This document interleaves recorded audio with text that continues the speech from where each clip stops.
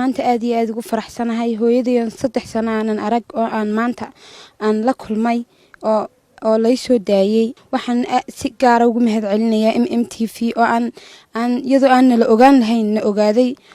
maanta farxad weyn waxaan nuur oo caruurteedii la qaybsan doonta caawa hadii la ilaa oo gurigeeda ku hoyan doonta waxa uu ahaa dareen farxadeed oo indhuhu xijin waayeen ilinta waana mid kulmiye hooyo iyo caruurteedii oo muddo 3 sano ah hayndaab adagi kala dhex yeelay balse maanta alla qadaray inay dib u mudoobaan iyagoo xor ah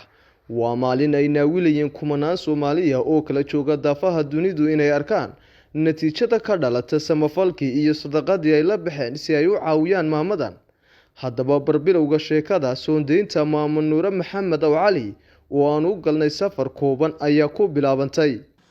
halkani waa kantaroolka galbeed ee magaalada Hargeysa waxaanu safar gaaban u gali doonaa magaalada Gabiley si xabsiga Gabiley aan uga soo doyno hooyo muddo 3 sano u xiran deyn lagu yeeshay kaas oo telefishinka oo hore idin la wadaagay deyntan ay maamadu u xiran tahay oo ahayd lacag dhan $25,700 ayaa waxa ka soo qayb qaatay muxsiniin Soomaaliyeed oo kala jooga dhulyowga Soomaalida iyo sidoo kale daafaha dunida waxaanaanu maanta indhahooda ku tusi doonaa maxsuulka iyo natiijada ka dhalatay inay bixiyaan lacagtaasi si ay u soo furtaan hooyo muddo inta leeg ka xiran caruurteedii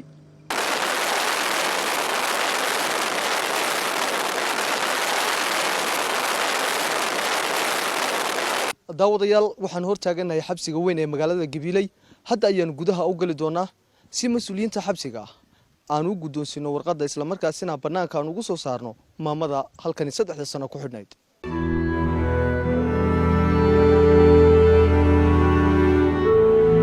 waxa farxadna ah in maanta aynu ku guuleysano ugu dambeyn soo deynta hooyo Nuura Maxamed oo Cali oo sheekada telefishinka MMTV baahiyay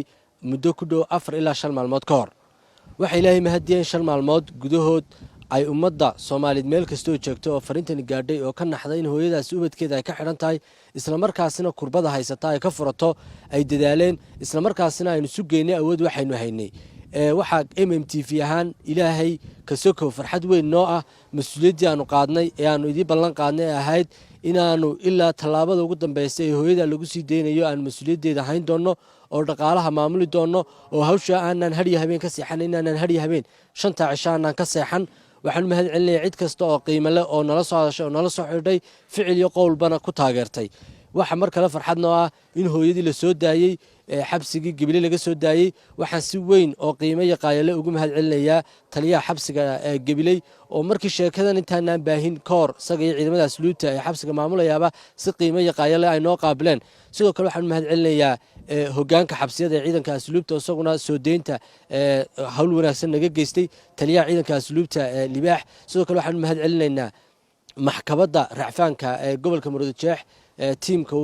gudoomiye Suudi iyo tiimkiisa waxaan mahadcelinaynaa waaxda xabsiyada ee wasaaradda cadaaladda Soomaaliland oo qayb iyaguna ka ah in la sii daayo markii dambe habka processka farsamada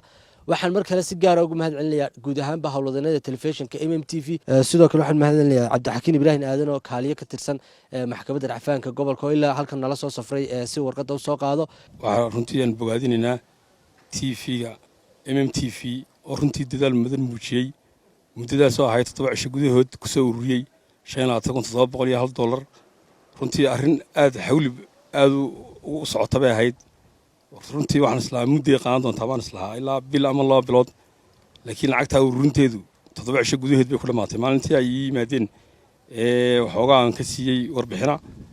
iyo maanta 7 cisho u dhaxeeya runtii aad bay u dadaaleen TV-gu iyo dhammaan shaqaalaha iyo agaasimaha TV-guba marka labaad halkan waxay garab taagan Nuura Maxamed oo Cali oo runtii hadii la kuuran yahay xabsiga Gabiley ku xidhnayd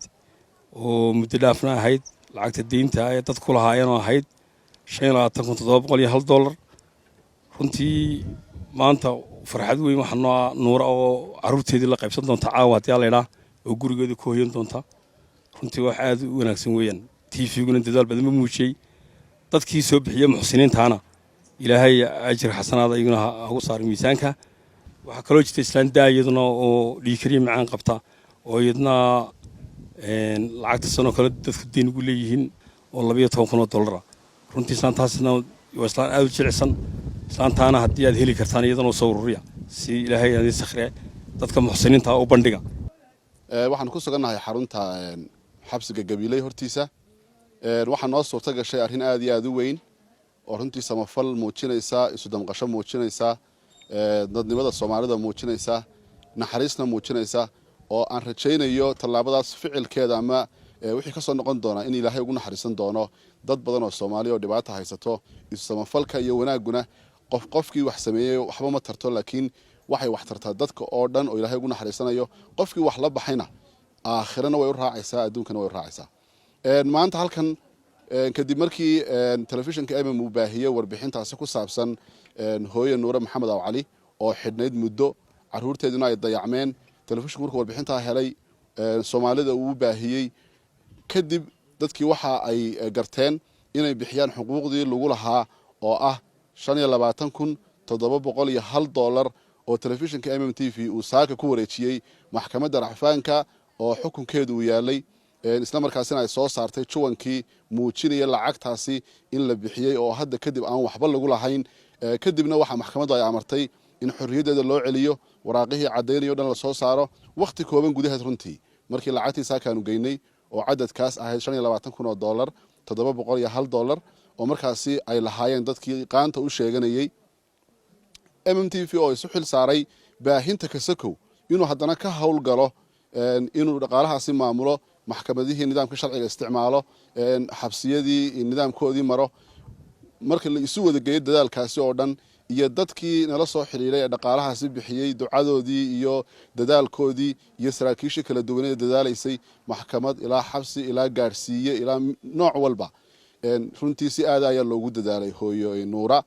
cid wax ka hagratay ma jirin MMTV albaab kasta oo garaacayba way u sahlanayd dadku siday u doonayeen kiiskaasina wax ka qabtaan lacagtiina muddo kooban gudaheed oo dhowr maalmood ayaa qaantaasi lagu bixiyay kurbadii iyo sidoo kale warwarkii haystay hooyada iyo caruurtaas kala qaarnana halkaasi ayaa uu ku soo afjarmay waxaana dadaalkeeda iyo runtii ajarkeedaba iska leh